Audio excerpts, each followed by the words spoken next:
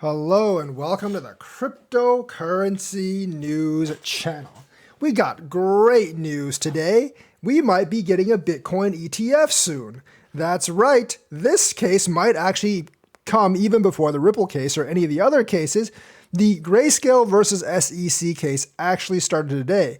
And the SEC's convoluted logic in why Grayscale couldn't have a Bitcoin spot ETF while they approved many Bitcoin futures ETFs is being called into question. The judges in this case are taking none of the SEC's BS, and pretty much every single one of them were like, yeah, bruh, your logic doesn't actually work. Try again. So basically, they're very, very skeptical. And basically, the panel of judges that Grayscale is asking to be regulated by the SEC, they're like, we don't really see why they can't have this ETF. And basically, they asked a huge number of questions. Basically, like the main judge says, like, well, you know what? You really haven't explained the relationship between Bitcoin futures and spot price of Bitcoin. And you know, the thing is, I looked at the data and they move together 99.9% of the time.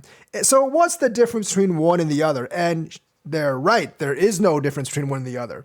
In the SEC's view, their lawyer made up this BS excuse saying that 99% correlation does not equate to causation. That is true.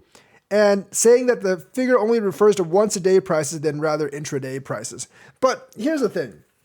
By definition, a derivative is derived from the original product. So if the original product goes up and down, the derivative is going to go up or down. That's why people actually look at the derivatives markets or futures markets sometimes to actually determine if the price is going to go up and down the following day, because one is directly derived from the other. So they're always going to move in unison. It would be really, really, really freaking strange if a derivative and the actual underlying product did not move in unison most of the time, or almost all the time, basically. That's why there is a 99.9% correlation.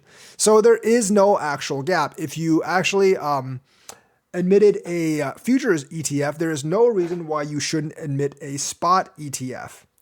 So the other judges also asked a number of questions because they're also skeptical, and they range from legal defense by the SEC on how it evaluated the tests, basically like, and why it rejected Grayscale's bid. So the judges are trying to look really hard as to why the SEC is acting the way it's acting. I mean, I know because they don't really want this ETF, and they're working with the fat cats to basically hamper crypto.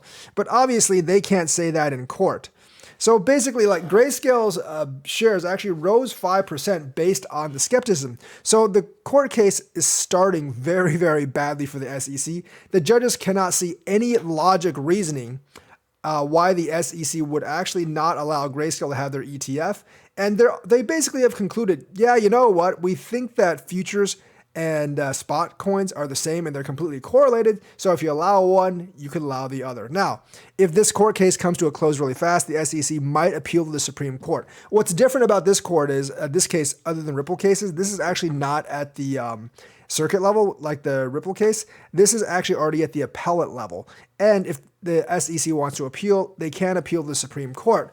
But given the makeup of the Supreme Court right now, if this appellate court is this skeptical about the SEC's findings, I don't think they're going to be able to overturn it at the Supreme Court because the logic just does not favor the SEC. And these judges are looking solely based on logic. So that looks like a great win that's boiling up for crypto. And it may take us past 50, 60, 100K when this fleshes out. I think it's more likely to flesh out next year than this year, but it could possibly get us a Bitcoin ETF this year if the SEC decides to drop the case or if the judges rule in their favor, and that could take us to the moon. So that's the news for today. Let me know what you think. Like and subscribe, hit that bell notifications button. Thank you and have a nice day.